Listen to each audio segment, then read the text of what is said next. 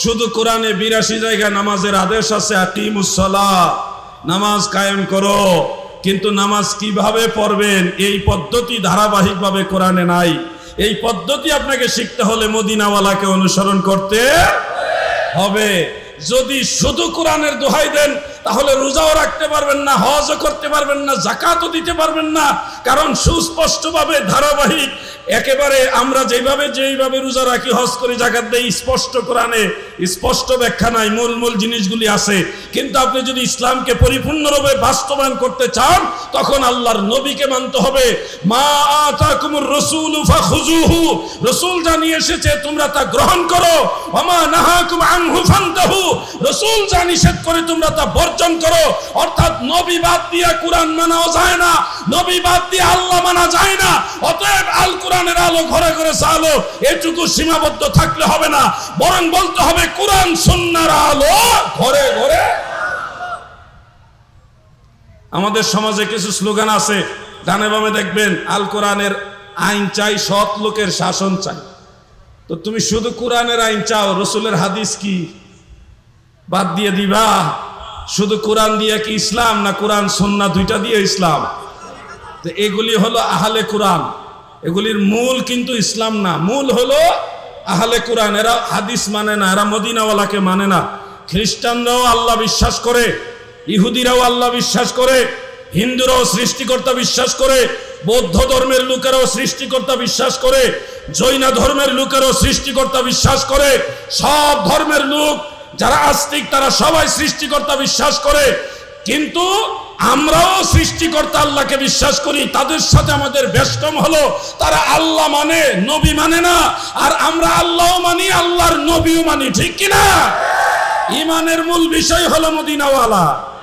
এই জন্য আশেক বলেন, ইমান মোহাব্বত আমার নবী মুস্তাফার গো, খাকে গলি মদিনার শতত বিছানা মোর, বালাখানা হইল মোর গলি মদিনার গো। ইমান মোহাব্বত আমার নবী মুস্তাফার গো। আল্লাহুম্মা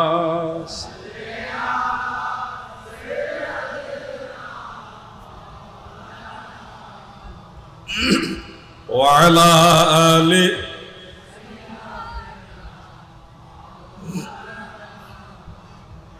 নবীর কথা বলি, এতে যদি আপনার দৃষ্টিতে আমি খারাপ হই তাহলে আপনার এই দৃষ্টি আমার কোনো কিছুই ক্ষতি হবে না।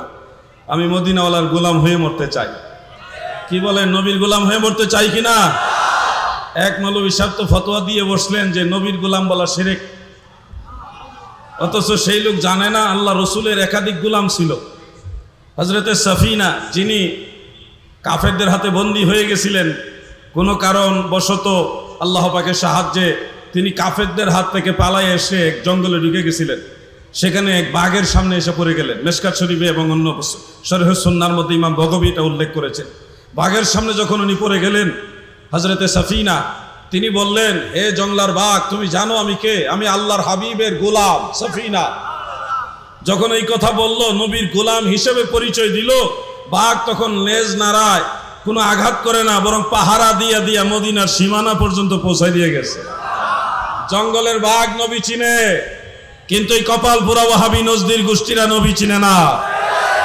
তোমাদের জন্য আফসোস, তোমরা তোমাদের নবীকে সম্মান করতে জানো না। বোকা কোথাকার বহু সাহাবী ছিল যারা নবীর গোলাম। এখনো পর্যন্ত কেউ যদি মনে করে আমি রসুলের গোলাম হব, আর আল্লাহর রসুল যদি কোনো একবার স্বপ্নে যুগে এসে বলে তোমাকে আমি গোলাম হিসেবে গ্রহণ করলাম, তাহলে তোমার আর টেনশন নাই, নবীর গোলামের কোনো ভয় নাই, ঠিক কিনা বলে? আগের দিন একটা গজল ছিল, নবীজির গোলামের, নবীজির গোলামের কোনো চিন্তা নাই, চলো নবীজির জান্নাতে মদিনাতে যাই। পুরাতন গজল এগুলি যখন হঠাৎ করে শুনি ভালো লাগে। আজকেও আমি হঠাৎ করে গাইলাম, অনেক দিন পরেই গাইলাম। নবীর কথা বললেই ভালো লাগে। খবরদার, ইমান নষ্ট করা যাবে না। বহু রকমের ছলনা চতুর্দিক থেকে আসবে। এই বাংলা ভারতবর্ষে অনেক সাহাবীও এসেছে। মনে রাখবেন, এই বাংলাদেশে ঐতিহাসিকভাবে জানা যায় 4 জন সাহাবী এসেছেন। কয়জন? 4 জন রসুল পাক সাল্লাল্লাহু আলাইহি ওয়াসাল্লামের সাহাবী বাংলাদেশে এসেছে। তার বাস্তব চিত্র দেন 2টা। একটা চিত্র হলো বাংলাদেশের লালমনিরহাটে একটা মসজিদ পাওয়া গেছে, যে মসজিদের মধ্যে স্থাপন কাল, যেটা স্থাপিত কাল, এটা লেখা আছে 67 হিজরি, 66 হিজরি। এই 66 হিজরি সালে লালমনিরহাটে মসজিদ বানাইছে রসুলের সাহাবারা। সেই মসজিদ খুঁজে পাওয়া গেছে। দ্বিতীয় আরেকটা মসজিদ সম্ভবত 60 থেকে 70 হিজরির দিকে, 62 হতে পারে, 60 থেকে 70 হিজরির দিকে ব্রাহ্মণবাড়িয়া জেলা আখাউড়া থানা খরমপুর গ্রামে একটা মসজিদ আছে। হজরতে সৈয়দ আহমদ গেসু দারাজ ওরফে কেল্লা শহীদ রহমতুল্লাহ আলাইহির দরবারের যে মসজিদ, এটা কিন্তু উনার আমলের না, আরো আগের মসজিদ। ওই মসজিদটা স্থাপিত কাল হলো 60 থেকে 70 হিজরি, সম্ভবত 62 হিজরির দিকে। তার মানে ওই সময় সাহাবাই কারামের সময়, সাহাবীরা ইসলাম প্রচারের জন্য এখানে এসেছিলেন। এরপরে আরেকটা আলামত হলো এই চট্টগ্রাম বন্দরে হযরতে সাদ ইবনে আবি ওয়াক্কাস রাদিয়াল্লাহু আনহু এসেছিলেন বলেও প্রসিদ্ধ রয়েছে। তিনি যখন চীন দেশে গেছেন, কারণ ওনার মাজার হলো চীন দেশে। কোথায়? সাদ ইবনে আবি ওয়াক্কাস নবীজির সাহাবী আশারায়ে মুবাশশারার একজন। সেই সাদ রাদিয়াল্লাহু আনহু যখন চীন দেশে যায়, তখন এই চট্টগ্রাম বন্দরে এসেছিলেন মর্মেও প্রসিদ্ধ রয়েছে। অতএব সাহাবীদের জামানাতেই বাংলাদেশে ইসলাম এসেছে। রাজশাহী অঞ্চলে একটা ইতিহাস পাওয়া যায়, যেখানে সাহাবীদের আমলে ইসলাম প্রচারের একটা সূত্র রয়েছে। 4 জন সাহাবী এই বাংলাদেশে এসেছে। কয়জন সাহাবী? এর পরবর্তীকালে দফায় দফায় এই চট্টগ্রামে 12 আউলিয়া, সিলেটে 360 আউলিয়া, এরপরে এইভাবে উত্তরবঙ্গে অনেক আউলিয়া কেরাম এসছে, তারা ইসলাম প্রচার করে গেছেন। হযরতে শাহ সুলতান কমরউদ্দিন রুমি রহমাতুল্লাহ আলাইহি, তিনি 445 হিজরিতে ইন্তেকাল। ইমাম আবু বকর বাইহাকি রহমাতুল্লাহ আলাইহির দেওয়ার মানুষ না, এই দেশে ইসলাম অনেক আগে আসছে। গাউসে পাকের জন্মের আগে ইসলামে বাংলাদেশে এসেছে। তার প্রমাণ হলো শাহ সুলতান কমরউদ্দিন রুমি, উনি ইন্তেকাল হয়েছে 445 হিজরিতে। এর আগেই তো তিনি এসেছেন, ইসলাম প্রচার করে গেছেন। হযরত শাহজালাল, শাহপুরান, 360 আউলিয়া, এই চট্টগ্রামে 12 আউলিয়া, অসংখ্য আউলিয়া কেরাম এসেছে, ইসলাম প্রচার করেছে। শুনতে পাচ্ছি ঢাকায় হযরতে শাহ সুফি শরফুদ্দিন চিশতি রহমতুল্লাহ আলাইহির মাজার নাকি একটা মহল ভেঙে দিবে। খবরদার, মৌচাকে ঢিল মেরো না, পানির নিচে লুকায়াও বাঁচতে পারবে না। শাহ হযরতে শরফুদ্দিন চিশতি, তিনি আল্লাহর ওলি, এই ব্যাপারে কোনো সন্দেহ নাই। এখনো পর্যন্ত সেই দরবার থেকে প্রতিদিন লঙ্গরখানার মাধ্যমে বহু ক্ষুধার্ত মানুষের খাবার দেওয়া হয়, অসহায়ের আশ্রয় দেওয়া হয়। সেই শরফুদ্দিন চিশতি রহমতুল্লাহ আলাইহির মাজার ভেঙ্গে এখানে তারা বহুতল বিশিষ্ট বিশাল বড় অট্টালিকা বানাবে, বিশাল বড় এ করবে। মাজার ভাঙ্গার এই স্বপ্ন বলবো না, এই দুঃস্বপ্ন দেখবেন না। প্রয়োজনে নবীর দুশমন, আল্লাহর ওলিদের এই দুশমনদের বিরুদ্ধে যুদ্ধ ঘোষণা করা হবে। এই দেশ কোন নজদির দেশ না, এই দেশ কোন খারেজির দেশ না, এই দেশ আল্লাহর ওলিদের দেশ। যতদিন আমরা বেঁচে আছি, ওলি আল্লাহর সৈনিকরা বেঁচে আছে, কোন ওলি আল্লাহর মাজারে হাত দিতে দেওয়া হবে না, হবে না, হবে না।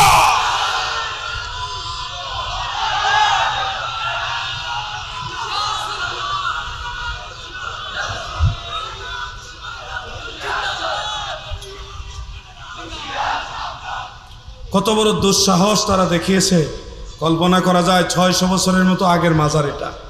কয়শো বছর? 600 বছরের মতো আগের মাজার, এটা ভেঙে ফেলবে তারা। কি আজীব ব্যাপার! এরা ক্ষমতা পাওয়ার আগেই ওলি আল্লাহর মাজার ভেঙ্গা শুরু করে দিয়েছে। আমি শুনেছি মাইজবান্ডার দরবার, গৌসুল আজম মাইজবান্ডারের দরবার ভেঙ্গে তারা হাটাজারি মাদ্রাসা বানাইবে বলতেছে। কি আল্লাহর ওলিরা রুহানি আওলাদরা আসেনি?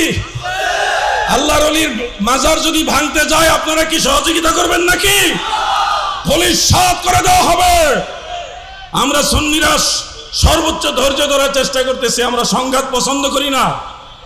ভদ্র মানুষ সেইতে গেলে বিপদ আছে, সোজা মানুষ সেতলে কিন্তু বিপদ আছে। ওলি আল্লাহর মাজার ভেঙে ফেলবে, কি আজীব ব্যাপার। হাইকোর্টের রায় রিট করা হয়েছে, মাজার ভেঙে ফেলবে। আল্লাহর ওলি কাকটা কেমন একজন আল্লাহর ওলি, যার দরবার থেকে বহু মানুষকে প্রতিদিন খাবার খাওয়ায় ফ্রি, যারা খাবার পায় না সারাদিন ক্ষুধার্ত, এমন বহু মানুষ সেই দরবারে গিয়ে খাবার খাইতেছে। লঙ্গরখানা আছে, আল্লাহর ওলিদের দরবারে লঙ্গরখানা আছে না নাই? সেখানে খাবার খাওয়ার চারি, সে মাজার ভেঙে ফেলবে, দরবার ভেঙে ফেলবে। এরা বিল্ডিং এর আমাদের ইয়ে দেখায় যে বিল্ডিং, আরে সারা পৃথিবী একদিকে আর আল্লাহর নবী রাসূল পাক সাল্লাল্লাহু আলাইহি সাল্লাম সাহাবাই কেরাম আউলিয়াই কেরাম আরেক দিকে, ঠিক কিনা ভাই? স্বর্ণের পাহাড় দিলেও আল্লাহর ওলির মাজার ভাঙা যাবে? অনেক ক্ষেত্রে আমরা জবাব দেই না। কিছু কিছু ভণ্ড আছে যাদের সাথে আহলে সুন্নাহ ওয়াল জামাতের সম্পর্ক নাই, তাদের উপরে অ্যাটাক হয়।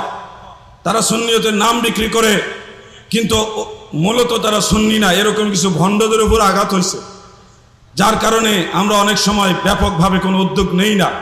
তবে হকপন্থী এই আমির ভান্ডার দরবার শরীফ, 22 ভান্ডার দরবার শরীফ সহ যে কোনো হক দরবার, যেটা আল্লাহর ওলির দরবার, এই ধরনের দরবারের দিকে যদি হাত বাড়ায়, সেই হাত সাথে নিয়ে বাড়িতে যাইতে পারবেন। এর চেয়ে বেশি কিছু বলার দরকার নাই। আমরা এখনো নসিহত করি, ভালো হয়ে যান, ভালো হইতে পয়সা লাগে না। ওলি আল্লাহদের দিকে হাত বাড়াবেন না। আমরা ওলি আল্লাহদের দরবারে যাই, আল্লাহ বিল্লাহ করি, নামাজ কালাম করি, জিকির আজকার করি, দোয়া মুনাজাত কইরা নবীরে সালাতু সালাম দিয়া, খাইয়া খাওয়াইয়া মানুষের খাওয়াই, নিজেরও খাই, এই একটা ইবাদতে মশগুল থাকি। আমাদেরকে জ্বালাতন করবেন না। পাগল খেইবা গেলে বিপদ আছে, পাগলের বিচার নাই কিন্তু। আজকে সারা দেশে মোটামুটি অনেক জায়গায় এই বিষয়টা নিয়ে প্রতিবাদ হয়েছে। সুন্নি আলেমদের বিরুদ্ধে আবার মামলাও দেয়। কি একটা আজীব ব্যাপার। এরা ইসলাম কায়েম করবে, ইসলামী যারা স্কলার তাদেরকে জেলখানা ঢুকাইয়া ইসলাম কায়েম করবে। আরেকজনে বলতেছে মসজিদ থেকে ঘাড় ধাক্কা দিয়া এই সুন্নি বা আলেম যারা আছে এদেরকে বের করে তার দলের লোককে ঢুকাইবার জন্য। এই ধরনের কথা বাংলাদেশে বলা সাহস তারা পাচ্ছে। আমরা এগুলি শুনে মুসকি মুসকি হাসি কেন জানেন?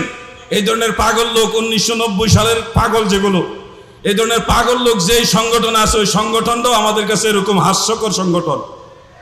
আমরা এগুলি গুরুত্ব দেই না, কারণ যেই লোক একই সাথে 1990 সালে এত কাম করতে পারে, এই 90 সালের বক্তা গুরুত্ব দেওয়ার প্রয়োজন মনে করি। আল্লাহ তাদেরকে হেদায়েত দান করে, বলে না আমিন।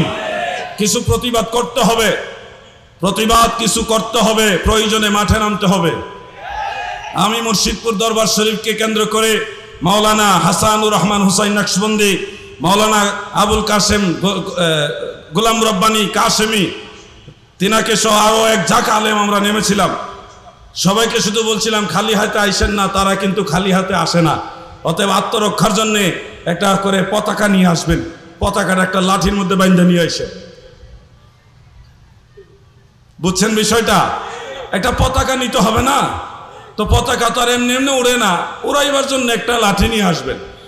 যেইভাবে লাঠি নিয়ে পতাকা নিয়ে সুন্নি জনতা সেদিকে গিয়েছে, তখন তারা বুঝছে উপায় নাই, আবুল হোসেন উপায় নাই। আমরা যদি এইভাবে নাইমা যাই, উপায় নাই, ইন্ডিয়া যাইতে পারবা না, বঙ্গোপসাগর ছাড়া উপায় না। এই যে নবীজির নাম শুনে আপনারা চুমা খাইলেন, চোখে মাসেও করলেন। আজকে সৌভাগ্যবশত নাকি দুর্ভাগ্যবশত একজন বক্তার ওয়াজ শুনলাম সোশ্যাল মিডিয়ার মাধ্যমে। তিনি বলতেছে এই চুমা খেয়ে চোখে লাগানো এটা বেদাত, এটা নাকি কোনো হাদিসে নাই, এবং এটার চরম বিরোধিতা উনি করলেন। আমি যদিও ইতোপূর্বে অনেক জায়গায় মাসআলাটা আলোচনা করেছি, কিন্তু আলোচনা করলেও আমার মনে হচ্ছে অন্য আলেমরাও এই বিষয়গুলি বারবার আলোচনা করা উচিত। এটা জাল হাদিস দিয়ে প্রমাণিত নয়, বরং আল হাদিস দিয়ে প্রমাণিত। এটা বিদআত নয়, বরং এটা মুস্তাহাব, ইবাদত, সওয়াবের কাজ। এটার বিরুদ্ধে যারা কথা বলতেছেন অথেন্টিক ভাবে কথা বলবেন, এটা আমাদের রিকোয়েস্ট। কথা বলার অধিকার সবার আছে, কিন্তু কোনো দলিল ছাড়া কথা বললা এটা মানুষকে বিভ্রান্তির মধ্যে ফেলা। আমরা মানুষকে বিভ্রান্তিতে যারা ফেলবে তাদের কথার প্রতিবাদ করব। কি বলেন? হানাফি মাযহাবের বিখ্যাত ফতোয়ার কিতাব হলো ফতোয়ায়ে শামী রদ্দুল মুহতার। সেই কিতাবের মধ্যে লেখা আছে নবীজির নাম শুনে চুমা খেয়ে চোখে মাসেও করা মুস্তাহাব। ফতোয়ার কিতাবে লেখা আছে মুস্তাহাব। আপনি যান এই ফটিয়া মাদ্রাসায়, যান হাটাজারি মাদ্রাসায়, যান ঢাকা আলিয়ায়, যান ঢাকা সিলেট আলিয়ায়, যত মাদ্রাসা আছে সব মাদ্রাসার আলেমদের জিজ্ঞাসা করেন, হুজুর ফতোয়ায়ে শামী এই কিতাবটা কেমন? সবাই বলবে এটা অনেক মুতাবার কিতাব, অনেক নির্ভরযোগ্য কিতাব, এই কিতাব অবশ্যই গ্রহণযোগ্য। তাহলে সেই মুতাবার ফতোয়ার কিতাবে যেহেতু লেখা আছে এটা মুস্তাহাব, সলিমউদ্দিন আর কলিমউদ্দিনদের ব্যাটারি মৌলবী যেটাকে বিদআত বলে সেই কথা মানা যাবে? শুনুন ভাই আমার, ইমামুল হারামাইন মুল্লা আলী কারি রহমাতুল্লাহ আলাইহি তিনি দাইলামি শরীফের সেই হাদিসকে আমলের জন্য কাফি বলেছেন। কুলতু ইজা সাবাতা রাফউহু আলা সিদ্দিকিন ফায়াকফি আল আমালু বিহি। আমল করার জন্য দাইলামি শরীফের সেই হাদিস যথেষ্ট, গ্রহণযোগ্য হিসেবে তিনি বলেছেন এটা যথেষ্ট। আর আমাদের দেশে লেখা নাই পড়া নাই সলিমউদ্দিন মাস্টার ভাই, ওষুধ নাই পত্র নাই কলিমউদ্দিন ডাক্তার ভাই, উনি ফতোয়া দিচ্ছে বিদআত। যুবক ভাইরা শুনেন, আমি আপনাদেরকে একটা কথা জিজ্ঞাসা করতে চাই, যারা বিদআত বলবে কিন্তু তার কথার পিছনে কোনো কিতাবের রেফারেন্স নাই, এই রেফারেন্স ছাড়া কথা কি গ্রহণ করবেন? ইসলামটা তো হঠাৎ করে লাভ দিয়া এখানে আসেনি, 1450 বছর পার হয়ে আসছে। এই 1400 বছরে কোনো না কোনো একজন ইমাম এটাকে বিদআত বলবে না? যদি এটা বিদআত হইতো তাহলে তো বিদআত কেউ না কেউ বলে যেত। এই 1400 বছরের ইতিহাসে কেউ এটাকে বিদআত বললো না, বরং আমরা দেখি আগের ইমামরা এটাকে মুস্তাহাব বলেছেন। তাফসীরে রুহুল বয়ানে উল্লেখ আছে এটা মুস্তাহাব, তাফসীরে জালালাইনের হাসিয়ার মধ্যে উল্লেখ আছে এটা মুস্তাহাব, আব্দুল হাই লখনবীর ফতোয়ার কিতাবের মধ্যে লেখা আছে এটা মুস্তাহাব, ফতোয়া শামীর মধ্যে লেখা আছে মুস্তাহাব, ফতোয়া সুফিয়ার মধ্যে লেখা আছে এটা মুস্তাহাব, এবং শারহুল কবিরের মধ্যে কুহুস্তানি তিনিও লিখেছেন এটা মুস্তাহাব। এছাড়া আরো বহু কিতাবে লেখা আছে এটা মুস্তাহাব, জায়েজ সওয়াবের কাজ। আর হঠাৎ মৌলবী তার বিশাল বড় দলিল নিয়ে আসে, দলিলের নাম কি? কিতাবুল আন্দাজ। কিতাবুল আন্দাজ মানে কি? অনেক বড় কিতাব, মানে কোনো কিতাবে নাই, তার আন্দাজে আছে। সেই আন্দাজের উপরে ডিপেন্ড করে সে বলতেছে নবীজির নাম শুনে চুমা খাওয়া যাবে না, এটা বিদআত। এই পাইকারি কিতাবুল আন্দাজ আমরা মানি না। যদি ইলমি যোগ্যতা থাকে রেফারেন্স দিয়ে আসো, যমুক কিতাবে লেখা আছে এটা বিদআত, কোন মন গড়া ফতোয়া চলবে না। ঠিক কিনা বলে? প্রিয় ভাইরা, আমার নাম লাগবে না, আমির ভান্ডার দরবার শরীফ জিন্দাবাদ। বলেন আমির ভান্ডার দরবার শরীফ। ওলি আল্লাহদের দরবারের ব্যাপারে স্লোগান দিবেন। খুব মনোযোগ। আমাদের যুব সমাজের জন্য একটা কথা বলি, আমি আমার আলোচনাটা শেষ করতে চাচ্ছি। 12টায় আলোচনা শেষ করার ইচ্ছা ছিল, কিন্তু বৃহৎ স্বার্থে আমার বুরহান ভাই আমাকে রিকোয়েস্ট করেছে একটু বেশি আলোচনা করতে হবে, সেজন্য আর একটা মাসআলা বলি, আমি আমার আলোচনাটা ইতি টানবো ইনশাআল্লাহ। যুবক ভাইদের উদ্দেশ্যে কথাটা, বিশেষ করে যারা সোশ্যাল মিডিয়াতে বিভিন্ন ধরনের হরেক রকমের হুজুরদের শায়েখদের বক্তব্য শুনেন, আপনারা এই কথাগুলো মনোযোগ দিয়ে শুনবেন। যদিও আলোচনাটা সবার কাছে খুব একটা বেশি মিঠা লাগবে না, কিন্তু এটা আপনাদের লাগবে। সেই আলোচনাটা হলো, ইদানিং অনেক শায়েখরা, তথাকথিত শায়েখরা বলছে বিদআত মানেই খারাপ। তাদের দলিল হলো কুল্লু বিদআতিন দলালা, প্রত্যেক বিদআতই হলো গুমরাহি, অতএব বিদআতে হাসানা বলতে কিছুই নাই, এগুলি কিছু মানুষরা বানায় লইছে। বিদআতে হাসানা তারা মানে না। এই ধরনের কিছু লোক ইদানিং আবির্ভাব হয়েছে, আপনাদের ডানে বামে হয়তো লক্ষ্য করলে পাবেন। বিদআতে হাসানা তারা মানে না, তারা বলে সাহাবীদের জমানায় তাবিঈদের জমানায় কোনো বিদআতে হাসানা ছিল না, পরে এটা বানানো হয়েছে। এরা জানে না রাসূল আকরাম সাল্লাল্লাহু আলাইহি ওয়াসাল্লাম পর্দা নেওয়ার পরে কোরআনুল কারীমকে প্রাথমিক পর্যায়ে হযরত আবু বকর সিদ্দিক রাদিয়াল্লাহু আনহু পাণ্ডুলিপি আকারে তিনি এক জায়গায় করেছিলেন। 30 পারা কোরআনকে প্রাথমিকভাবে কোরআনকে এক জায়গায় করেছেন হযরত আবু বকর সিদ্দিক রাদিয়াল্লাহু আনহু, আর চূড়ান্ত পর্যায়ে হযরত ওসমান যুন্নুরাইন রাদিয়াল্লাহু আনহু করেছেন। এই জন্য ওনাকে জামিউল কোরআন বলা হয়, মনে রাখবেন এই কথাগুলো। তিনি চূড়ান্ত পর্যায়ে 30 পারা কোরআনকে এক জায়গায় করেছেন।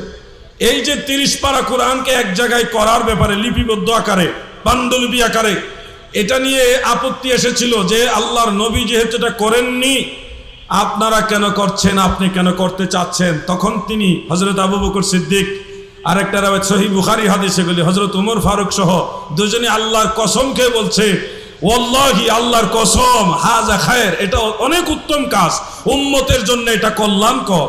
কোরআন শরীফ এক জায়গায় হওয়াতে আমাদের জন্য কি কল্যাণ হয়েছে না অকল্যাণ হয়েছে? কল্যাণ হয়েছে না? এই হলো পরবর্তীতে মুহাদ্দিসিনে কেরাম শারহুল মিশকাত, শরহে মিশকাতের মধ্যে ইমাম তিবি রহমাতুল্লাহ আলাইহি লিখেছেন যে সাহাবায়ে কেরামের জামানা এটা হলো প্রথম বিদআতে হাসানা, প্রথম বিদআতে হাসানা। অথচ এই গোষ্ঠী বলে সাহাবীদের জামানায় কোনো বিদআত ছিল না। বিদআত দুই রকম, একটা বিদআতে হাসানা আর একটা বিদআতে সাইয়্যা। এই দুই ধরনের বিদআতের দলিল সরাসরি রাসূলের হাদিসের মধ্যে আছে। যেমন সহিহ মুসলিমের মধ্যে, অন্যান্য কিতাবের মধ্যে রয়েছে, মান সান্না ফিল ইসলামে সুন্নাতান হাসানা কানা লাহু আজরুহু, অর্থাৎ যে ব্যক্তি ইসলামের মধ্যে কোনো ভালো রীতি বিদআতে হাসানা, মানে হাদিসের ভাষায় এগুলির নাম হলো সুন্নতে হাসানা, প্রবর্তন করবে, তার জন্য সওয়াব আছে, এই কাজের জন্য সওয়াব আছে। আবার যদি বিদআতে সাইয়্যা কেউ প্রচলন করে, এটার জন্য গুনাহও আছে। তাহলে সহিহ মুসলিম থেকে দুই ধরনের নব আবিষ্কারের কথা নবীজির হাদিস থেকে জানতে পারলাম। একটা হলো উত্তম আবিষ্কার আর একটা মন্দ আবিষ্কার, একটা বিদআতে হাসানা আর একটা বিদআতে সাইয়্যা। সহজে বুঝবেন, যারা বলেন বিদআতে হাসানা বলতে রাসূলের যুগে সাহাবীদের যুগে কিছু ছিল না, এরা হাদিস পড়ে কিন্তু বুঝে না, খায় বেশি বুঝে কম, খায় বেশি বুঝে কম। সাহাবীদের জমানায় আরেকটা বিদআত, যেটা বিদআতে হাসানা হিসেবে পরবর্তীতে সুন্নতে সাহাবা হিসেবে স্বীকৃত হয়েছে, সেটা হলো জুমার নামাজের প্রথম আজান, হাদিসের ভাষায় আজানে সালিস, 12:30 বা 12:15 যে জুমার আজান হয়, এটা কিন্তু নবীজির জামানায় ছিল না। এই আজান হযরতে ওসমান ইবনে আফফান রাদিয়াল্লাহু আনহু তিনার জামানায়, যখন মুসলমানদের সংখ্যা বাড়ছে, মানুষের নামাজের প্রতি আগের থেকে এলান করার জন্য এই আজানটা তিনি আবির্ভাব করেছিলেন। হযরত আব্দুল্লাহ ইবনে ওমর রাদিয়াল্লাহু আনহু তিনি বলেছেন, হাযাল আযানু বিদআতুন, এই আজান হলো বিদআত। এই বিদআত শব্দ দ্বারা উনি বিদআতে সাইয়্যা বুঝায়নি, এই বিদআত শব্দ দ্বারা উনি বিদআতে হাসানা হিসেবে মানুষকে বুঝিয়েছেন। এটা নতুন আবিষ্কার, কিন্তু নাজায়েজ না। বলেন সাহাবায়ে কেরাম যেহেতু এই আজান মেনেছেন, এখন পর্যন্ত সেই আজান আছে, এটা কি বিদআত হিসেবে আমল করেন না জায়েজ হিসেবে আমল করেন? তো এই জায়েজ বিদআতটা কখন থেকে আসলো? সাহাবীদের জামানা থেকে আসলো। 3 নম্বরে যারা মনে করেন তাবেঈদের যুগে বিদআত ছিল না বা বিদআতে হাসানা ছিল না, তাদেরকে বলছি জুমার নামাজের সানি খুতবায়, জুমার নামাজের সানি খুতবা মানে দ্বিতীয় খুতবায়, ইন্নাল্লাহা ইয়া'মুরুকুম বিল আদলি ওয়াল ইহসান ওয়া ইতা'i যিল কুরবা ওয়া ইয়ানহা আনিল ফাহশাই ওয়াল মুনকার ওয়াল বাগয় ইয়াইযুকুম লাআল্লাকুম তাযাক্কারুন, এই যে আয়াতে কারিমা পড়া হয়, এই আয়াতে কারিমা রাসূলের যুগে, সাহাবীদের যুগে কোরআন শরীফে এই জুমার খুতবার মধ্যে ছিল না। হযরত ওমর ইবনে আব্দুল আজিজ রাহমাতুল্লাহ আলাইহি তিনি তাবেঈ ছিলেন, তিনার খেলাফতের আমলে এই আয়াত খুতবার মধ্যে নতুন করে প্রবেশ করানো হয়েছে। এটা বিদআত হলেও এটা সুন্নতে হাসানা, বিদআতে হাসানা। এই জন্য সব বিদআত খারাপ বলার কোনো সুযোগ নাই। তাবেঈদের যুগে বিদআতে হাসানা ছিল। আমি একেবারে সহজ করে বিষয়গুলো আপনাদের সামনে তুলে ধরছি। যারা আমাদেরকে বোঝাচ্ছে কুল্লু বিদআতিন দালালা, এরা শুধু হাদিসের মূল ইবারত পড়ে, হাদিসের ব্যাখ্যা পড়ে না, বলে না। হাফিজুল হাদিস ইমাম ইবনে হাজার আসকালানী রাহমাতুল্লাহ আলাইহি, ইমাম মুল্লা আলী কারি রাহমাতুল্লাহ আলাইহি এবং ইমাম বদরুদ্দিন আইনি, শিহাবুদ্দিন কাস্তালানী, অন্যান্য মুহাদ্দিসরা, ইমামরা, যারা নির্ভরযোগ্য মুহাদ্দিস, ইমাম মুহিউদ্দিন নববী সহকারী, ইবনে রজব হাম্বলি, হাফিজ ইবনে তাইমিয়া, হাফিজ ইবনে কাসির, সব বড় বড় ইমামরা বলেছে কুল্লু বিদআতিন সাইয়্যাতিন দালালা, প্রত্যেক মন্দ বিদআত হলো গুমরাহি। ভালো বিদআত গুমরাহি না, মন্দ বিদআত গুমরাহি। এখন যদি বলেন বিদআতে হাসানা মানি না, মানা যাবে না, তাহলে 1400 বছরে সাহাবাই কারাম, তাবেঈগণ, পরবর্তীতে 4 মাযহাবের ইমামগণ বা পরবর্তীতে আরো যত আইম্মায়ে কেরাম ছিল, তাদের সবাইকে আপনি অমান্য করা লাগবে। নাউজুবিল্লাহ বলেন। এই জন্য যারা এই ধরনের ফিতনা তৈরি করবে, সেই ফিতনা থেকে আপনারা সাবধান থাকবেন। আমি আসলে এই এই ধরনের অন্যমনস্ক হয়ে যদি এদিক ওদিক তাকান, আসসালামু আলাইকুম, ভালো আছেন, খেয়াল করি নাই, লড়াচড়া এদিক ওদিক তাকাবেন না। আমি বলেই ফেলি, তাহিরি সাহেবের সাথে আমি মাহফিল করতে চাই না। ওনার শ্রোতাগুলি কেমন যেন অন্যমনস্ক, এরা ওয়াজ বুঝে না, খালি হই হুল্লোড় চিল্লাফাল্লা করে। ওনার সাথে যে কোনো মাহফিল করলাম, ওয়াজ করতে গেলে খালি এদিক তাকায়, ওদিক থেকে ক্যামেরার দিকে ঘুরায়, ওদিকে ঘুরায়, মানে ওয়াজের ফায়েজ কিছুক্ষণ পাই, কিছুক্ষণ পাই না। এই জন্য একটু ওনাকে ওনার মতোই প্রচার করতে ছেড়ে দিয়ে আমরা আমাদের মতো করি। আমাদের বেশি শ্রোতা দরকার নেই, আমার প্রয়োজনে 100 জন শ্রোতা দরকার, যারা আমার কথাগুলি শুনবে, মানবে এবং এগুলি এস্টাবলিশ করবে। আমার ওয়াজ শুনে আপনি ঠিক জোরে জোরে চিল্লান দিলেন, হই হুল্লোড় করলেন, সকালবেলা দেখা গেছে আপনাদের নামাজে পাওয়া গেল না, পরের দিন সুন্নিয়তের কোনো গুরুত্বপূর্ণ কাজ আপনাকে পাওয়া গেল না, এরকম শ্রোতা আমার দরকার। আমার 100 জন হোক, ওই 100 জনই আমার কাজে লাগবে। কথা শুনতে হবে, এদিক ওদিক তাকাইলে তখন আমাদের আর মন মানসিকতা থাকে না কথা বলার মতো। পাইকারি কথা বলি না দাদু, যে কথাগুলি বলি এগুলি আপনারা বের করতে হলে নিজেরা যদি ট্রাই করেন অনেক কষ্ট করা লাগবে। 4-5 মিনিটে যতগুলি কিতাবের হাওলা দেই, যতগুলি ইমামের নাম বলি, এগুলি স্টাডি করে বের করতে আপনাদের সময়ের ব্যাপার, একটা ব্যাপার স্যাপার আছে। অতএব আপনাদের ধৈর্য চাই, কথাগুলি মনোযোগ দিয়ে শুনবেন। আর শুনতে না চাইলে আলহামদুলিল্লাহ কম বলবো, কিন্তু আপনাদের বিরক্তির কারণ হতে চাই না। দরুদ শরীফ পড়ি, আল্লাহুম্মা সাল্লি মাওলানা মুহাম্মদ ওয়া আলা।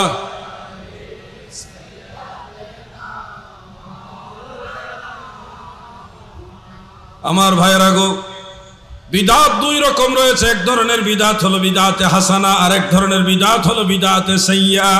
একটা ভালো বিদাত আর একটা মন্দ বিদাত। ভালো বিদাতগুলি অনেক সময় ওয়াজিব হয়, অনেক সময় মুস্তাহাব হয়, অনেক সময় মুবাহ হয়। আর মন্দ বিদাতগুলি অনেক সময় মাকরুহ হয়, অনেক সময় হারাম হয়। সব বিদাত সব সময় একরকম না, এক এক রকম হুকুম রাখে। যেমন কোরআন তেলাওয়াতের সুবিধার্থে জের জবর ফের জজম, এই যে আয়াতের চিহ্ন, ওয়াকফর চিহ্ন, ইলমে তাসবিহ, এই বিষয়গুলি যদিও সরাসরি সুন্নতের রাসূলের মধ্যে নাই, এই সাবজেক্টগুলি পরবর্তীতে আবিষ্কার হয়েছে। হরকত, এরাব, ওলামায়ে কেরাম বলেছেন, ফতোয়ার কিতাবগুলোর মধ্যে রয়েছে।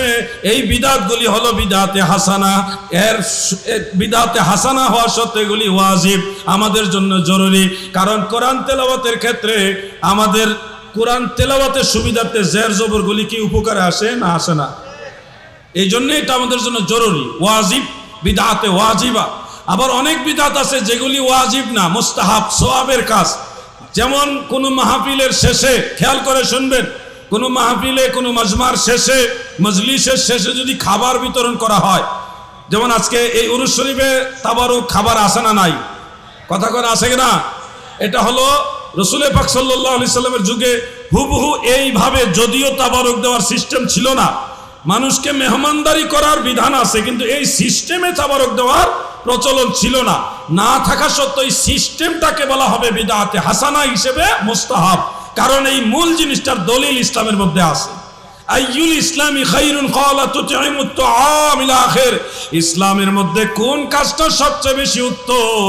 আল্লাহর নবী বলে মানুষকে খাবার দেওয়া সবচেয়ে বেশি উত্তম। ওলি আল্লাহদের দরবারে সুন্নি জামাতের মাহফিলগুলিতে তাবারুক হয়, মিলাদুন নবীর বিরানি হয়, হয় কিনা? আপনারা একটা কাজ করবেন, তারা যেহেতু মিলাদুন নবী সহ্য করতে পারে না, আপনারা বিরানির প্যাকেটগুলো, ঈদে মিলাদুন নবী সাল্লাল্লাহু আলাইহি ওয়াসাল্লামের বিরানির যে প্যাকেট, এই প্যাকেটগুলো ছবি উঠে ফেসবুকে ছেড়ে দিবেন, লিখবেন পবিত্র ঈদে মিলাদুন নবীর তাবারুক। আপনি প্রচার করছেন তাবারুক, যারা জ্বলার তারা জ্বলুক, জিব্বার ফানিও কিছু ঝরুক। সুন্নি রেখায় বিরানি বাতিলদের হয় কি? ভুলে গেছেন নাকি? সুন্নি রেখায় বিরানি বাতিলদের কি হয়? এরা কয় মাজার লাগবে না, মাজার ইসলামে নাই, ইসলামের কোনো পরিভাষায় মাজার নাই। আমি গত পরশুদিন একটা পোস্ট দিছিলাম, যারা আমার ফেসবুক ওয়ালের সাথে আছেন, ফ্রেন্ড লিস্টের সাথে আমরা যারা একসাথে আছি, আপনারা নিশ্চয় দেখেছেন যে মাজার সাহাবারা নিজেরাও করছে। এরকম জাস্ট 2টা হাদিস শরীফ দিছি আর কয়েকটা ফেকার কিতাবের আবারত দিয়ে একটা পোস্ট করছি, প্রায় 2000 শেয়ার হয়েছে। মানুষ জানতোই না, এরা আজীবন প্রচার করছে ইসলামে কোনো মাজার নাই। যুবকদেরকে বুঝাইছে মাজার মানে ভেঙে ফেলতে হবে, কারণ হাদিস শরীফে সহিহ মুসলিম আছে, নাহা রাসূলুল্লাহ সাল্লাল্লাহু আলাইহি ওয়াসাল্লাম আইয়ুজাসসাসাল কবর ওয়া আইয়ুকআদ আলাইহি ওয়া আইয়ুবনা আলাইহি, মানে কবরে চুনকাম করা, কবরের উপরে বসা এবং কবর পাকা করা নবীজি নিষেধ করেছেন। এই হাদিস শরীফটা দিয়ে আপনাদের যুবকদেরকে বুঝায় যে ইসলামে কোনো মাজার নাই, উঁচা মাজার ভেঙে ফেলতে হবে, আল্লাহর নবী নিষেধ করছে। কিন্তু মাজার পাকা করার পক্ষে যে আরো হাদিস শরীফ আছে এগুলি তারা জানেই না। আমার জানা মতে 50টার উপরে মাজার পাকা করার, মাজার করার দলিল আছে 50টার উপরে। কয়টার উপরে? দিছি মাত্র 2টা, এতেই যদি এই নাড়াছাড়া। 2টা হাদিস শরীফ জাস্ট আমি ফেসবুকে প্রচার করছি, তাও এর চেয়ে আরো শক্তিশালী দলিল আমার কাছে মজুদ আছে, আলহামদুলিল্লাহ। এত করে তারা লাড়াছাড়া বেড়ে গেছে। অনেকে প্রশ্ন করে যে হুজুর তাইলে নবীজি যে কবর পাকা করতে নিষেধ করছেন, ওয়া আইয়ুবনা আলাইহি, ইহার উপরে কবরের উপরে বেনা সৃষ্টি করবে না, কবর পাকা করবে না, নবীজির নিষেধ, এটার ব্যাখ্যা কি? এই ব্যাখ্যাগুলো আপনাদের জানতে হবে। কবর পাকার মাসআলা সম্পর্কে ফুকাহায়ে কেরাম বলেছেন, সাধারণ মুসলমান মারা গেলে তাদের কবর পাকা করা জায়েজ নাই। সাধারণ মুসলমান মারা গেলে তাদের কবর পাকা করা জায়েজ নাই। সহিহ মুসলিমের এই হাদিস শরীফ এই ক্ষেত্রে প্রযোজ্য। কিন্তু যেহেতু নবীজি নিজেই তার নবীজির পুত্র হযরতে ইব্রাহিম রাদিয়াল্লাহু আনহু ইন্তেকাল করার পর ওনারও মাজার বানাইছেন নবীজি, উপরে বড় বড় লাল কাকর দিয়া, পাথর দিয়া, ওনার কবর শরীফের উপরে পাথর দিছে, এই টুকরা বড় বড় পাথরের টুকরা দিয়া নবীজি মাজার বানাইছিলেন নবীজির পুত্র হযরত ইব্রাহিমের মাজারের উপরে। সাহাবাই কেরাম সবাই মোটামুটি মাজারের পক্ষে, তিনারা মাজার বানাইছেন এবং ওসিয়ত করেছেন, আমি ইন্তেকালের পরে আমার কবরের উপরে তোমরা ইট দিয়ে পাকা করবা, স্টোক দিবা, পাথর দিয়ে পাকা করবে, এই ধরনের ওসিয়ত পর্যন্ত করছে। সেহেতু বোঝা যাচ্ছে একতরফা মাজার পাকা সবার ক্ষেত্রে নিষেধ না। তাইলে এক হাদিস মানবো আর 50টা হাদিস অস্বীকার করবে, এরকম তো হইতে পারে না। এক হাদিসকে আরেক হাদিসের বিরুদ্ধে নাকি?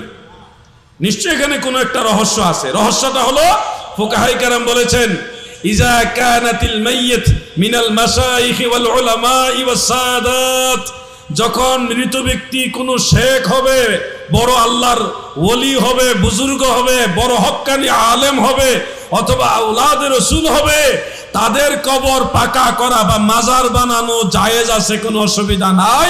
ওয়া হুয়াল মুখতার, এটাই হলো নির্ভরযোগ্য কথা। মারহাবা বলেন। এই দলিলগুলো আপনাদেরকে তারা সব সময় বলে না, জানেও না, জানলে না বলতো। এই ফিতনার যুগে আপনাদের বলি, আমরা সাধারণ মানুষের কবর পাকার পক্ষে কথা বলি না, আমরা ওলি আল্লাহর মাজারের পক্ষে কথা বলি। মাজার শব্দটা আরবি শব্দ। যারা মনে করেন মাজার শব্দ কোরআন হাদিসে নাই, আপনাদেরকে বলছি কোরআন হাদিস বুঝার মতো সেই ক্যাপাসিটি আপনার নাই।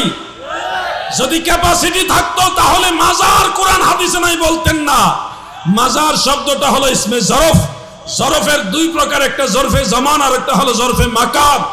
একটা হলো স্থানবাচক একটা বিষয়ের নাম, আর একটা হলো কালবাচক বিষয়ের নাম। যেটা স্থানবাচক একটা বস্তুর নাম হয় এটাকে বলা হয় জরফে মাকান, স্থানবাচক। এই যে আল্লাহর ওলির কবর শরীফ মুমিন মুসলমানরা জিয়ারত করে, বলেন কি করে? আমার সাথে উত্তর দেন, কি করে? জিয়ারত করে। এই জিয়ারত জারা ইয়াজুরু, এই গর্দানে মিলিয়ে ইসমে জরফ হলো মাজার। মাজার মানে হলো মাউদিউজ জিয়ারা, জিয়ারতের স্থান। যেই কবরকে মুমিন মুসলমানরা অধিক পরিমাণে জিয়ারত করে, কি করে? ঘুমাই রয়েছেন নাকি? কি করে? জিয়ারত করে। জিয়ারত ইসলামে আছে না নাই? জিয়ারত আছে, মাজার না, এটা কেমন কথা? জিয়ারত থাকলেই তো মাজার হয়।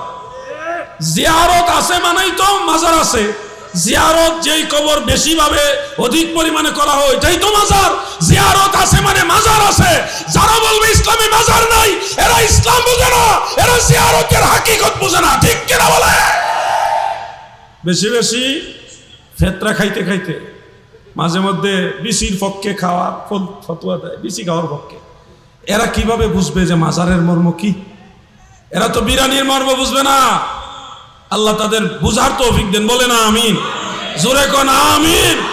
এই জন্য মাজার ইসলামী পরিভাষা, এটা আরবি শব্দ। জিয়ারত করলেই মাজার হয়, আমরা সেই মাজারের পক্ষে আছি। মাজারের কাছে গিয়ে দোয়া করলে তারা বিভিন্ন ফতোয়া দেয়, বেদাত। সবচেয়ে দুঃখজনক বিষয় হলো আমাদের জাতীয় মসজিদের সম্মানিত খতিব মাওলানা আব্দুল মালেক সাহেব, তিনি বলছে মাজার এটা ইসলামে নাই, মাজার এগুলি মানে এটা নেগেটিভ নিয়ে একটা বক্তব্য দিচ্ছে। কিছুদিন আগে আবার ঈদে মিলাদুন নবী বলতে কোনো ঈদ ইসলামে নাই, এইভাবে বক্তব্য দিয়েছে, যার কারণে সারা দেশের সুন্নি আলেমরা এটা প্রতিবাদ করেছেন। মাওলানা এনায়েতুল্লাহ আব্বাসী সাহেবের একজন ছাত্র আছে, তার নাম হলো মাসুক। সে অত্যন্ত ব্রিলিয়ান্ট স্টুডেন্ট, খুবই মেধাবী একটা ছাত্র। সে একটা প্রতিবাদ করেছেন। প্রতিবাদের মূল বিষয় ছিল যে আল্লাহ রসুলের মিলাদের বিরুদ্ধে উনি কথা বলতেছেন, ঈদের বিরুদ্ধে, ঈদে মিলাদুন নবীর বিরুদ্ধে। এই জন্য উনি প্রতিবাদ করেছেন। কিন্তু প্রতিবাদ করতে গিয়ে দুই একটা শব্দ চয়নে উনি একটু বাড়াবাড়ি করছেন। শব্দ চয়নটা মানে উনি একটু, আব্দুল মালেক সাহেব একটু খাটো, এই জন্য বুইট্টা মৌলবী কইছে। আঞ্চলিকভাবে, আঞ্চলিক ভাষায় খাটো মানুষকে বুইট্টা বলে আর কি, বুইট্টা মৌলবী কইছে। তারপরে উনি সিরা ভাড়া পাঞ্জাবি পরে, টাকা পয়সা আছে, সামর্থ্য আছে থাকা সত্ত্বেও উনি সিরা ভাড়া, কোনা ভাড়া পাঞ্জাবি পরে, সিরা পাঞ্জাবি পরে, কোনা ভাড়া, এইগুলো তো ইসলামী না, কালচার না। ইসলামী কালচার হবে গুল পাঞ্জাবি। উনি কেন এত বড় মসজিদের একটা খতিব হয়ে সাইড কাটা পাঞ্জাবি পরে খুতবা দিবে কেন? এটা তো সুন্নত না। সাইড কাটা কোনা ভাড়া পাঞ্জাবি কিন্তু সুন্নত না। এটা অভ্যাসগতভাবে ইসলামিক সুন্নতি পোশাকের সাথে অনেকটা সাদৃশ্য রাখে বিদায় আমরা পড়ি, কিন্তু এটাকে সুন্নত বলা যাবে না। তো খতিব সাহেব যেহেতু কোনা ভাড়া পাঞ্জাবি পরে উনি খুতবা দেয়, এই জন্য এই মাসুক আব্বাসী সাহেবের ছাত্র কইছে যে এটা ফকিন্নি মৌলবী। তো এইভাবে বলা তার উচিত হয়নি, আরো সুন্দর শব্দ দিয়ে সে বলতে পারতো, যেহেতু উনি একজন সম্মানী মানুষ, আলেম মানুষ, তো সেই হিসাবে আর একটু অন্যভাবে প্রতিবাদ করতে পারতো। আমি মাসুককে ধন্যবাদ জানাই, সে রসুল করিম সাল্লাল্লাহু আলাইহি ওয়াসাল্লামের ঈদে মিলাদুন নবীর পক্ষে কথা বলেছে, কিন্তু এই শব্দ চয়নে যে নেগেটিভ মন্তব্য করেছে ওগুলির জন্য উৎসাহ দিচ্ছি না। ওগুলি অবশ্যই সতর্ক হয়ে কথা বলা উচিত। যে কোনো আলেম হোক, যেই দলের আলেম হোক, আলেমদের সম্মান করতে হবে। আপনার সম্মান দিয়ে সে যেন বুঝতে পারে যে আপনি হক। শব্দ চয়নে আঘাত করবেন না। অনেকে দেখছি মাসুককে বলতেছে মাপ চাইতে হবে, এই করতে হবে, সেই করতে হবে। কেন? মাসুক ভুল করেছে, অবশ্যই তার শুধরানো দরকার আছে। যদি মাপ চাওয়ার প্রশ্ন আসে তাহলে আপনাদেরকে আগে মাপ চাইতে হবে, কারণ মুফতি এনায়েতুল্লাহ আব্বাসী সাহেব বাংলাদেশের একজন প্রথম সারি আলেম, তাকেও গাবগাছি বলে বিভিন্ন কটু মন্তব্য দিয়ে ওনাকে গালি দেওয়া হয়েছে। তো যারা আব্বাসী সাহেবকে আগে গাবগাছি বলছেন, আপনার আগে ক্ষমা চান, পরে মাসুকে মাপ চাইব। নিজেরা গালি দিলে কোনো অসুবিধা নাই, আর নিজেদের উপরে বললে গিয়া বিশাল নসিহত বাণী, নীতি বাক্য ঠেলা বাইরে, এগুলো ঠিক না। আমরা উভয় পক্ষকে সংযত হয়ে শালীনভাবে কথা বলার জন্য পরামর্শ দিই। কি কথা ঠিক আছে না? মাসুক ছেলেটা অনেক মেধাবী, তার কল্যাণ কামনা করি, তার জন্য দোয়া করি, সে যেন আরো স্টাডি করে, মনক্ষুণ্ণ না হয়, মনের দিকে দুর্বল না হয়, আমরা তার জন্য দোয়া করি। আল্লাহ তার ভবিষ্যৎ উজালা করুক, ইলমিভাবে খেদমত করার তৌফিক দেখ। তবে ভাষা এবং শব্দ চয়নে আর একটু সতর্ক হইতে হবে। হঠাৎ করে একজন বৃদ্ধ মানুষ, বয়োজ্যেষ্ঠ মানুষ, প্রবীণ আলেম, অথবা ধরেন একজন খাটো আলেম, বয়সে বড় কিন্তু খাটো, ওনাকে বুইট্টা মৌলবী বলাটা উচিত না। এইভাবে শব্দ চয়ন আলেমদের মুখে মানায় না। কথা ঠিক আছে না ভাই? এই শব্দ চয়নে সতর্ক হইতে হবে, কিন্তু ইলমি ব্যাপারে মোকাবেলা করতে হবে। অনেক ভাইরা অনেকভাবে খেয়ানত করে, এগুলি ধরে দিতে হবে। আল্লাহ তাআলা মাসুক সহ সকল সুন্নি যারা নবী প্রেমিক যুবক আছে তাদেরকে কবুল করুক, বলে না আমিন। সালাতুন ইয়া রাসূলুল্লাহ,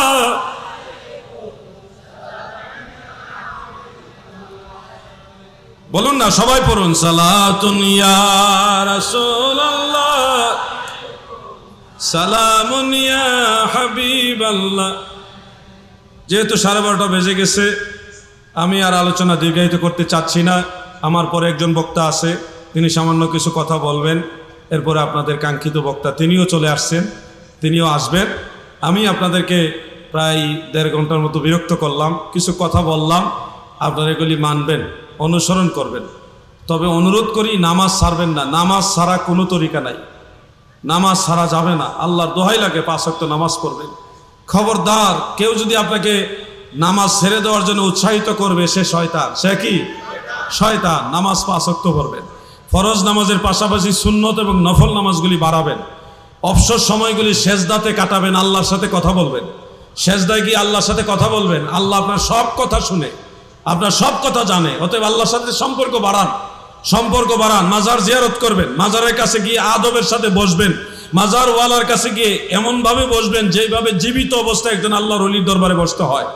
একজন আল্লাহর ওলির কাছে জীবিত অবস্থায় যেভাবে আদবের সাথে বসতে হয়, ইন্তেকালের পরে ওনার মাজার শরীফের কাছে ওইভাবে আদবের সাথে বসতে হবে। এটা মেরকাতের মধ্যে উল্লেখ আছে।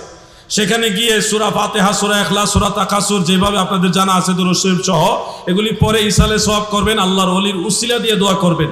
মনে রাখবেন, ইমাম শামসুদ্দিন জাহাবি সিয়ারু আলামিন নুবালার মধ্যে তারিখুল ইসলামের মধ্যে লিখেছেন, আদ-দুআউ মুস্তাজাবুন ইনদা কুবুরিল আমবিয়াই ওয়াস শুহাদাই ওয়াস সালিহিন। নবী রাসূল, সিদ্দিক, শুহাদায়ে কেরাম, আউলিয়ায়ে কেরাম যারা তাদের মাজারের কাছে গিয়ে যদি আপনি দোয়া করেন, সেই দোয়াটা নিশ্চিত আল্লাহর দরবারে কবুল হয়ে যায়। সুবহানাল্লাহ। এই জায়গাগুলি হলো দোয়া কবুলের একটা স্পেশাল জায়গা। হযরতে মূসা কাযিম রাহমাতুল্লাহ আলাইহি ছিলেন আওলাদে রাসূল। ওনার মাজার শরীফ হলো ইরাকের রাজধানী বাগদাদে, আমি জিয়ারত করেছি। হযরত ইমাম শাফিঈ রাহমাতুল্লাহ আলাইহি বলেন, আমি আওলাদে রাসূল হযরতে মূসা কাযিম রাহমাতুল্লাহ আলাইহির মাজারের পাশে দাঁড়িয়ে যত দোয়া করেছি সবগুলি দোয়া আল্লাহ তাআলা কবুল করেছেন। তিনা মাজার শরীফটা হলো দোয়া কবুলের একটা আশ্চর্য জায়গা। ইমাম শাফিঈ রাহমাতুল্লাহ আলাইহি বলেন, আমি যখন কোনো কঠিন পেরেশানিতে পড়ে যেতাম, কোনো সমস্যার সম্মুখীন হতাম, ইমাম আবু হানিফার মাজারে গিয়ে দোয়া করতাম। প্রথমে 2 রাকাত নামাজ আদায় করতাম, তারপরে ওয়াসআলতুল্লাহ ইনদা কবরিহি, আমি তিনার মাজারের পাশে দাঁড়িয়ে দোয়া করতাম। ইমাম আহমদ বিন হাম্বল রাহমাতুল্লাহ আলাইহি বলেছেন, খতিবে বাগদাদি তার তারিখে উল্লেখ করেন, হযরতে মারুফ কারখি রাহমাতুল্লাহ আলাইহি তিনের মাজার কারাক শহরে, আমি সেই মাজারও জিয়ারত করেছি। ইমাম আহমদ বিন হাম্বল বলেন যে ওই মাজারে যারা জিয়ারত করেছে এবং দোয়া করেছে তাদের প্রত্যেকটা দোয়া আল্লাহর দরবারে কবুল হয়ে যায়। সুবহানাল্লাহ। আপনারাও এই আল্লাহর ওলিদের মাজারের কাছে গিয়ে বসবেন, তবে মাজারে সেজদা করবেন না, মাজারে জিয়ারত করবেন, আদবের সাথে বসবেন, সময় সুযোগ হইলে হাত দিয়ে ছুঁয়ে এইভাবে চুমন করবেন। আর যদি খাস মজলিস হয় তখন মাজারে সরাসরি চুমা খাওয়ারও বিধান আছে। এটা জমহুরের বিধান না হইলেও বা'দুল ফুকাহায়ে কেরাম এটা জায়েজ বলেছে, ফতোয়া আলমগীরের মধ্যে আছে। সুযোগ হইলে সবার সামনে না, তাইলে দেখা যাবে এই চুমা দিতে দিতে একসময় মানুষ সেজদা দেওয়া শুরু করবে। সতর্কতা, যে খাস মজলিস আছেন সেক্ষেত্রে আপনার মায়ের কবরে চুমা খাইতে পারবেন, বাবার কবরে চুমা খাইতে পারবেন, আল্লাহর ওলির কবরে চুমা খাইতে পারবেন, জায়েজ আছে। কিন্তু সবার সামনে যদি এক লোকে চুমা খাওয়া শুরু করেন, তখন ভুলবশত অজ্ঞতাবশত কিছু মানুষ সেজদা দেওয়া শুরু করবে, এটা আবার ফিতনার কারণ হয়ে যাবে। স্থান, কাল, পাত্র বুঝে আপনারা কাজ করবেন। আল্লাহ জ্ঞান দিয়েছে, ওই জ্ঞানটা খাটাইয়া কাজ করবেন। মাজার জিয়ারত করা যাবে, আল্লাহর ওলিদের কদমবুসি করা যাবে, কিন্তু সেজদা করা যাবে না। এগুলি মনে রাখবেন। সুন্নিয়তের শক্তি দিন দিন বাড়াইতে হলে পীর যার যার সুন্নিয়ত সবার স্লোগানে সবাই এক হয়ে যেতে হবে, সবাই এক কাতারে দাঁড়াইতে হবে। সামনে সময় আসতেছে, আমাদেরকে দাঁড়াইতে হবে। আমাদের 2-1 ভাই যে কোনো ভুলবশত হোক আর যে কোনো কারণে হোক, তারা হয়তো ভাবছে ওইটাই কল্যাণ, ওই কাজ করে আন্দোলন করছে। এখন তো আমাদের প্রায় 100-র উপরে মাজার, দরবার, খানকা ভেঙে ফেলা হয়েছে। এইভাবে চলতে থাকলে এটা তো দেশের জন্য একটা গৃহযুদ্ধের কারণ হয়ে যাবে। আমরা এটা চাই না। আগামী বাংলাদেশ আমরা চাই একটা ভালো সরকার আসুক, যেই সরকার জনগণের সরকার হবে, জনগণের নির্বাচিত একটা ভালো সরকার আসুক। তেনার কাছে সব মানহাজের লোকেরা, সব ধর্মের লোকেরা, সব আকীদার লোকেরা সবাই নিরাপদ থাকবে।